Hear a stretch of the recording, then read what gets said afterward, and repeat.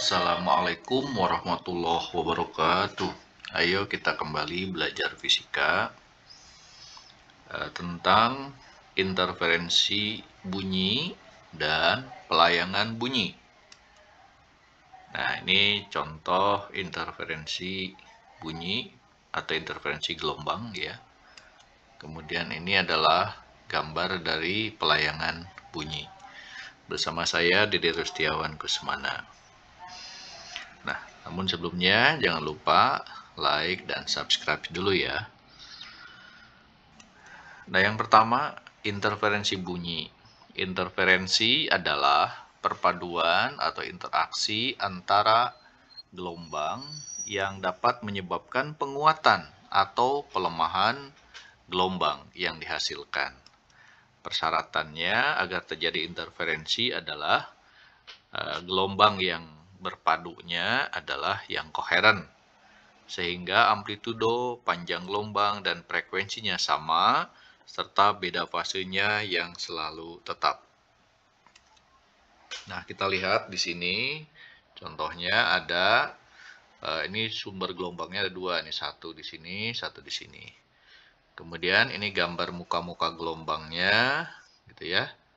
Nah, sehingga nanti ada yang bertemu di sini, ada yang berpadu nih. Ini kalau muka gelombang bertemu, maka di situ akan terjadi interferensi konstruktif atau interferensi maksimum ya. Nah, sementara untuk yang ini, nah, yang satu muka gelombang, yang satu bukan muka gelombang, maka terjadi interferensi minimum. Ya, bisa lihat di sini. Namanya interferensi destruktif atau saling melemahkan. Baik, kita lihat yang pertama. Nah, jadi kalau yang ini gelombang 1 ya, Y1. Ini gelombang 2, Y2. Nah, nanti ini perpaduannya. Ini hasilnya ya. Jadi ini bukit bertemu dengan bukit, maka ini bukitnya lebih tinggi ya. Kemudian ini lembah ketemu dengan lembah, juga nanti lembahnya lebih curam. Nah, kalau posisinya seperti ini disebut dengan interferensi saling menguatkan atau interferensi konstruktif atau interferensi maksimum. Nah, kalau pada bunyi berarti menghasilkan bunyi yang keras ya. Nah, kapan terjadinya? Kalau selisih lintasannya adalah 0, lambda, 2 lambda, 3 lambda. Atau kita sebut delta X-nya sama dengan M kali lambda ya. M-nya 0, 1, 2, 3, dan seterusnya. Berarti ini kalau kita lihat gambarnya dikatakan kedua gelombang itu sepase. Jadi pada saat yang bersamaan simpangannya sama dan arah getarnya juga sama. Ini namanya sepase ya. Kemudian yang kedua, ini gambar interferensi saling melemahkan atau minimum. Ini gelombang 1, ini bukit, ini lembah. Jadi 0 ya. Ini lembah, ini bukit. Jadi 0 begitu ya. Nah, maka hasil perpaduannya gelombangnya seperti ini, 0.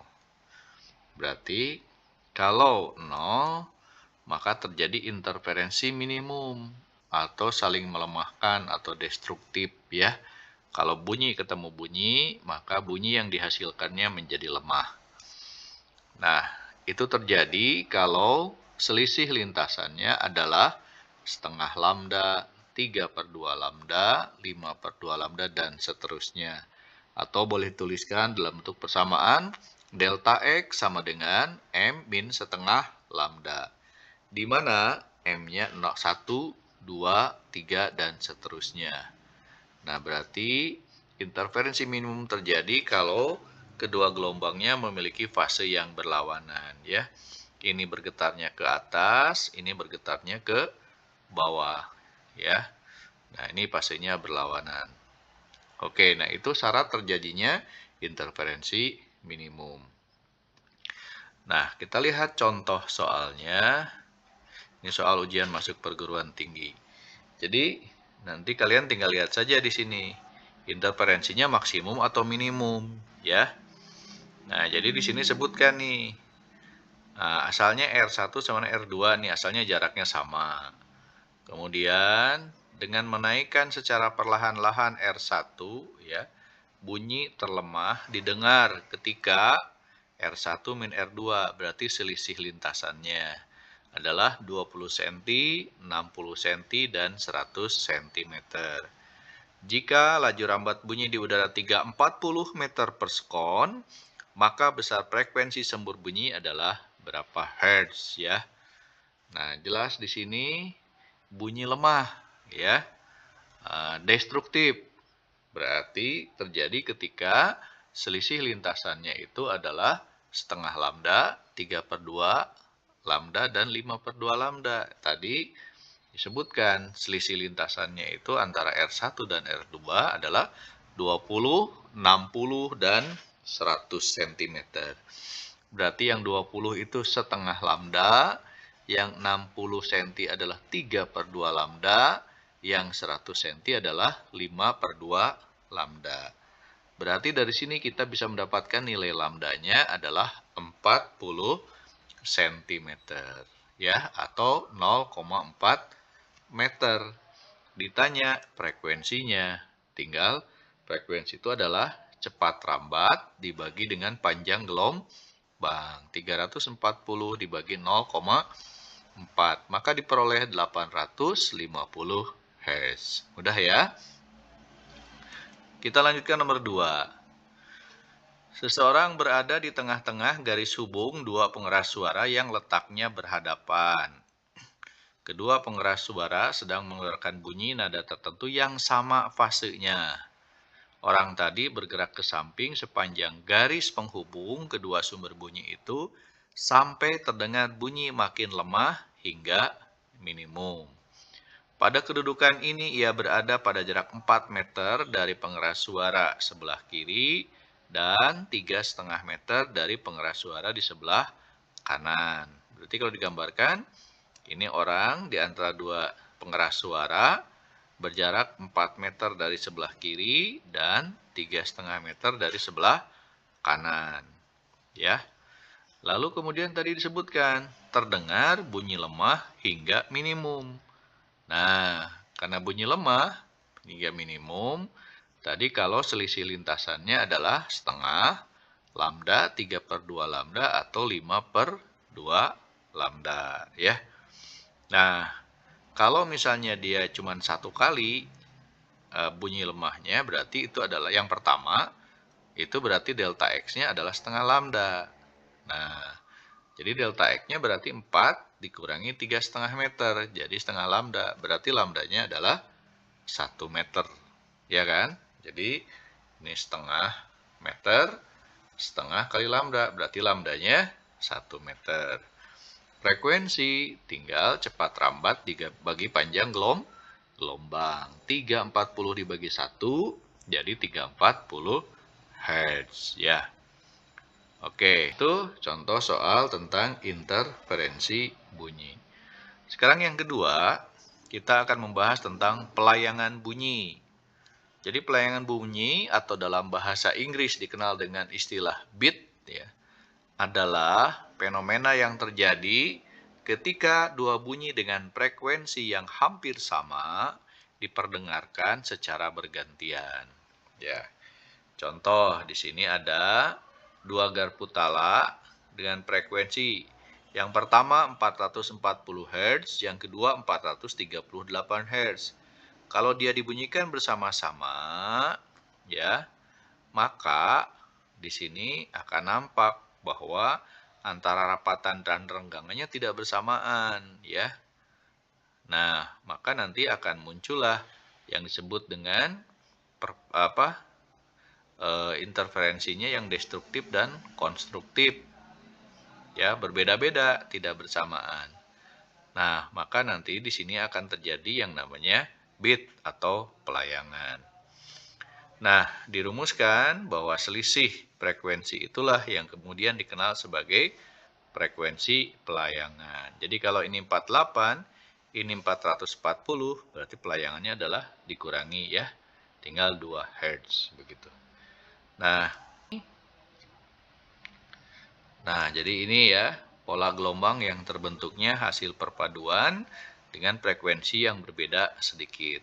Jadi kalau pada interferensi itu frekuensinya sama, kalau ini frekuensinya berbeda sedikit ya. Baik, kita lihat contohnya.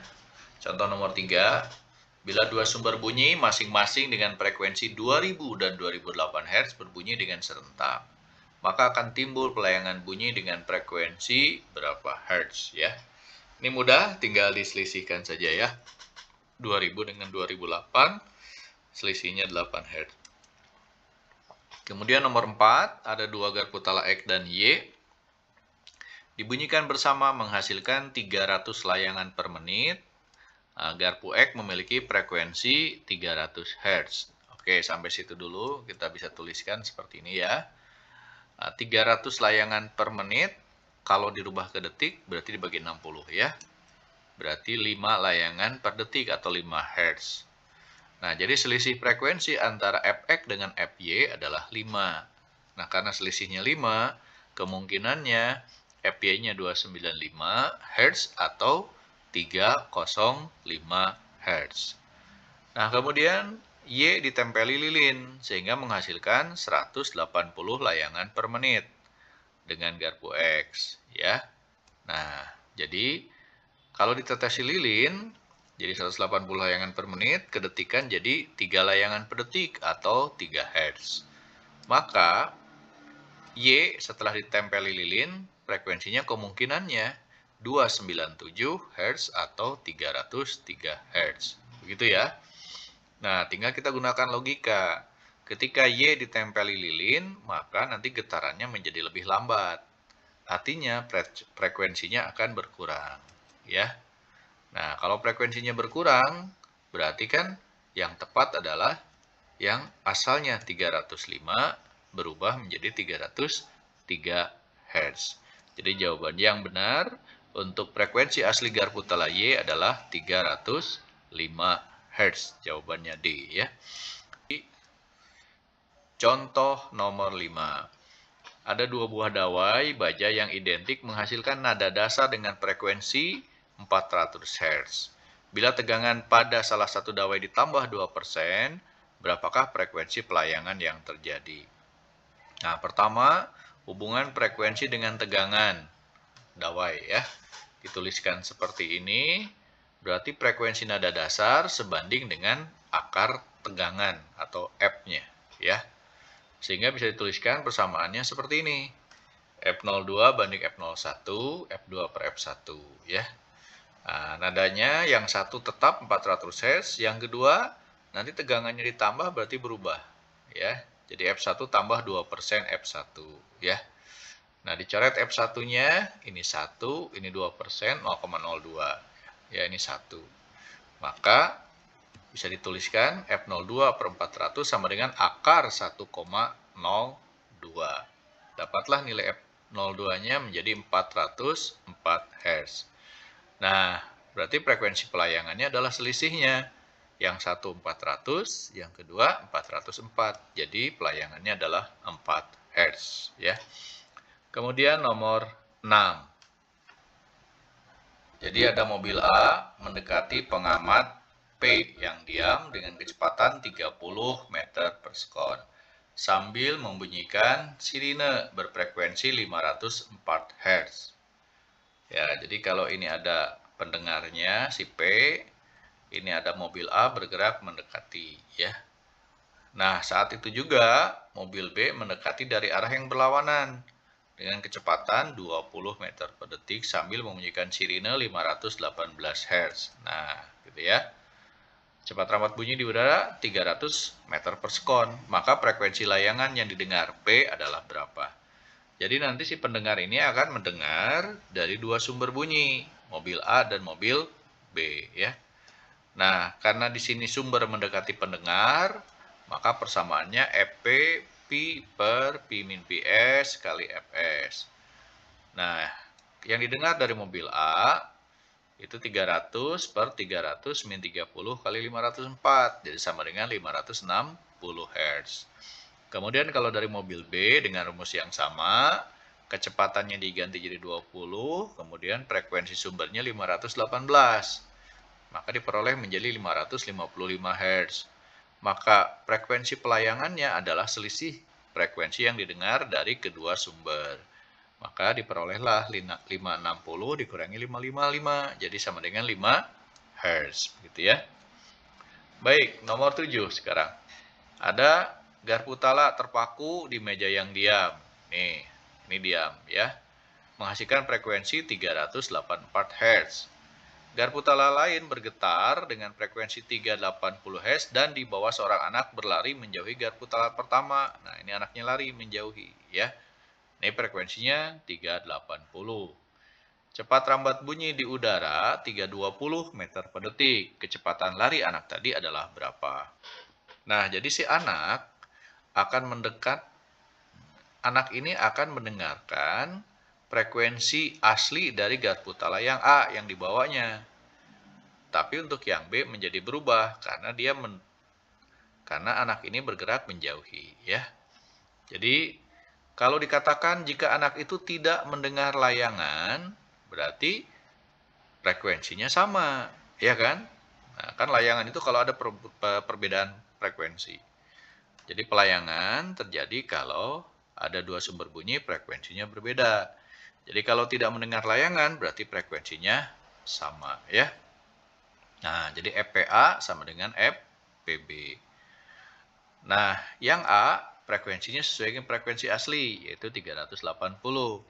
Sementara yang B, karena pengamatnya bergerak menjauhi, jadi rumusnya V min VP per P kali Fs, ya. Nah, tinggal dimasukkan angkanya. Ya, P-nya 320, lalu Fs-nya 384, maka diperolehlah nilai VP-nya, yaitu 3,33 meter per sekon. Jadi kecepatan anak itu adalah 3,33 meter per sekon. Ya, silahkan lanjutkan nanti ke video berikutnya. Jangan lupa like and subscribe ya. Semoga bermanfaat. Terima kasih. Wassalamualaikum warahmatullahi wabarakatuh.